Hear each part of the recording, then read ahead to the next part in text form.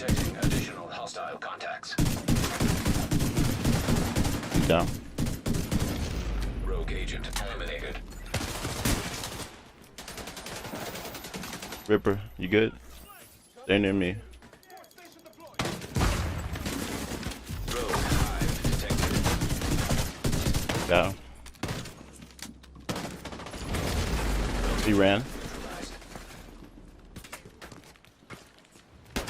Yep. Bite me.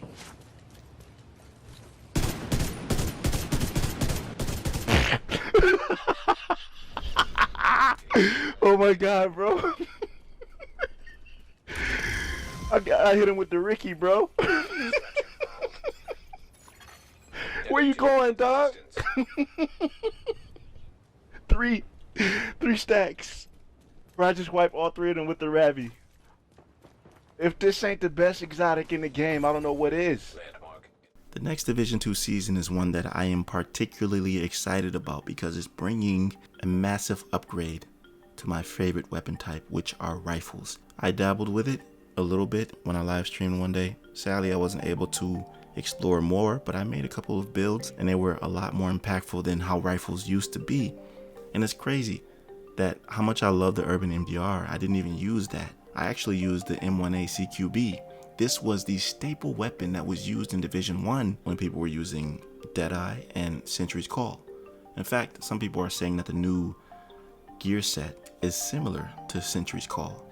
But the purpose of this video is to give you a heads up of what the best weapons are going to be coming up in the new season and what you need to be farming for right now and how to get them.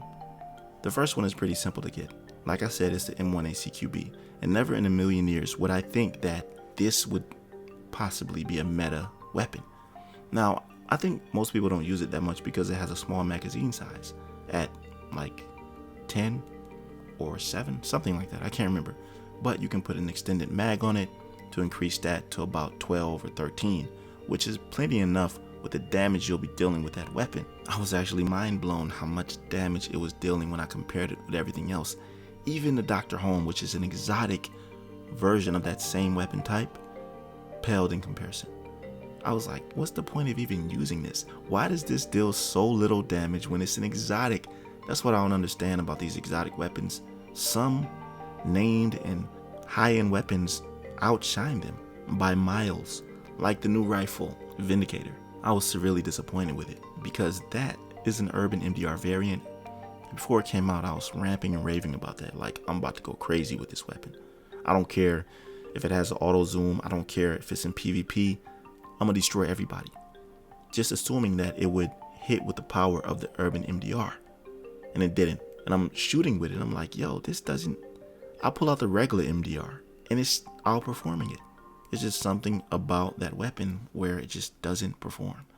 Now it does hit when that talent procs where a highlighted section of the body is green and then it deals extra damage, but that's about it. That's too inconsistent. We need something more powerful in that way. But back to the M1A CQB. As you can see in this gameplay footage, I'm playing Legendary and I was breezing through this. And before I was not able to do this with a rifle. Maybe close to it, but the way that I set the build up is pretty crazy. I already have it in my pocket. I don't know if they're going to change anything. I don't know if they said anything in the patch notes about changing anything. But one thing I think they should change about the new gear set is the fact that it has marksman rifle damage along with the rifle damage. We already have other gear sets and brands that offer marksman rifle damage. So we don't need that anymore. I think that it should have shotgun damage along with it or something else. I don't know. But that's the first weapon that I think is going to be in the meta race for the next patch, the M1A CQB. So I think you should farm for one of those right now. In fact, you can craft it at the base of operations very easily. And the talent that I suggest on there is Boomerang, because what Boomerang does is that every critical hit returns the bullet to your magazine and increases damage. That's an insane talent. Okay, moving on. Now this is where we get into the meat of the discussion. Now you and I both know, if you've been around from the beginning of my YouTube career, when this weapon came out, I was hooked. And this is extremely hard to attain, which is why a lot of people don't have it. A couple years ago, I made a guide on how to get it, and it's the Ravenous. The Ravenous has 2 bullets that it fires at the same time, The talent is called 𝐥𝐢𝐤𝐞, where when you switch shoulders, it gives you 2 buffs. One of them, it gives you up to 500% weapon damage once you switch shoulders after 5 stacks, and the other side gives you some insane bonus armor. But the thing is, that's accompanied with multiplicative damage to armor plates that are dealt to like chungas and robotic dogs and stuff like that. And you don't even have to switch shoulders in order to retain that bonus armor, but you do have to kill the enemy if you want the bonus armor. But if you can't kill them in less than 1 magazine, then you switch shoulders and retain that buff. The point is, the weapon is a monster. But just imagine how crazy the Ravenous is in general, with all different gear sets, brand sets. Just imagine how it is with Striker. Striker has rate of fire, stability. That's one of the problems that people have with the Ravenous, is its stability and the fire rate. And the fact that you don't even have to switch shoulders for it to be strong. Imagine making a Ravenous build with headshot damage, or critting it out, that explosion being weapon damage and crits. The gun is crazy. Now, like I said, it's not easy to get. The way that you get it is through the Iron Horse raid. I made a guide about this like 3 years ago, and I want you to comment down below because I was thinking about making a remastered version of it. The raid guide is legitimate though. It's very thorough, but over the years people have found tips and tricks and ways to make it better and more efficient to run through. And there are a few extra tips and tricks that I left out of the Iron Horse raid simply because I didn't know about that. But for the most part, I'm showing you how to get all the keys. I'm showing you exactly how to run the raid. You can check it out right now. It's called The Beginner's Guide to the Advanced Mechanics of Operation Iron Horse. And I know it's not easy to get into a raid. It's easier to get into an incursion, but raids, you need 8 players, and that's crazy. What I'd suggest is to go to the official Division 2 servers and looking for group, get you a standard DPS build, and usually they have people in there who know what they're doing. If you don't want to do that, you can join my Discord and try to link up. And I know that on PlayStation you have players who are very active in raiding.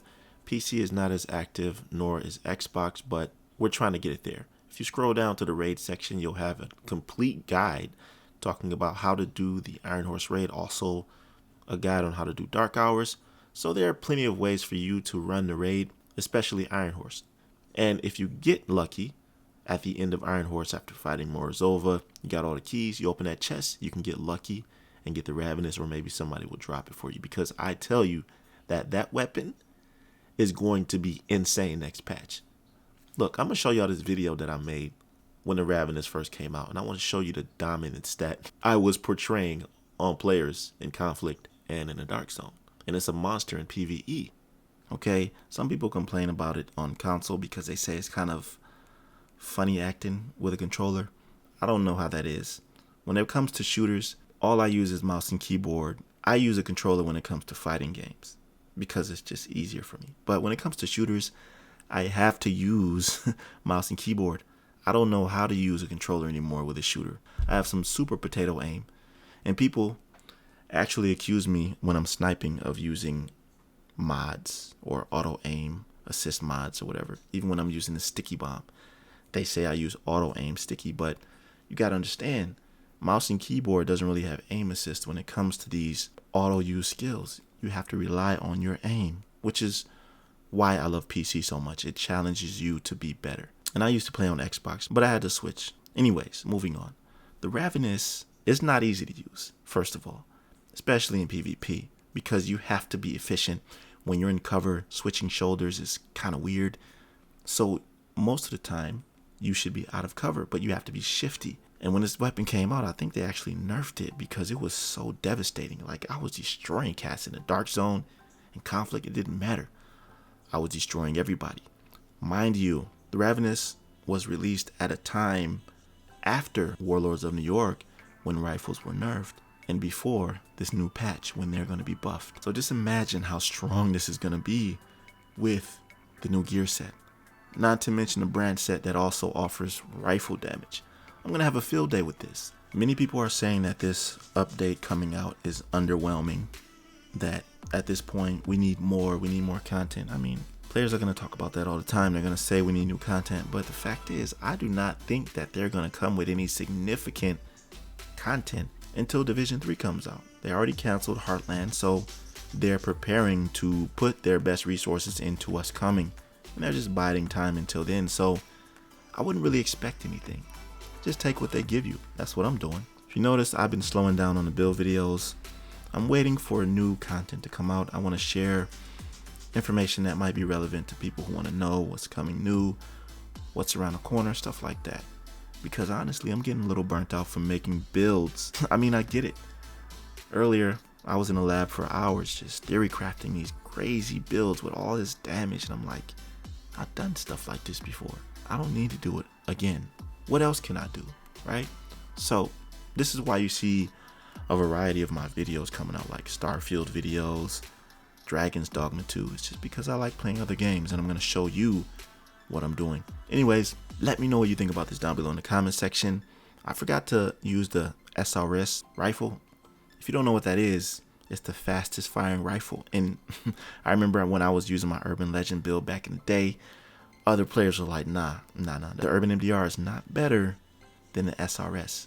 So I was actually fighting with people in the dark zone using my Urban against their SRS. So it's a pretty dope grudge match. And I think now with this new update coming, the SRS might be in that race as well. I don't know if it'll be in the meta race, but for it to have that much of a fire rate is definitely a significant aspect of the weapon. But let me know what you think about all this down below. What's your favorite rifle, and which one do you think will be the strongest in the next patch? Like the video if you like this conversation, and don't hesitate to subscribe to my channel if you're new here. I'll see you in the next one. Be right out.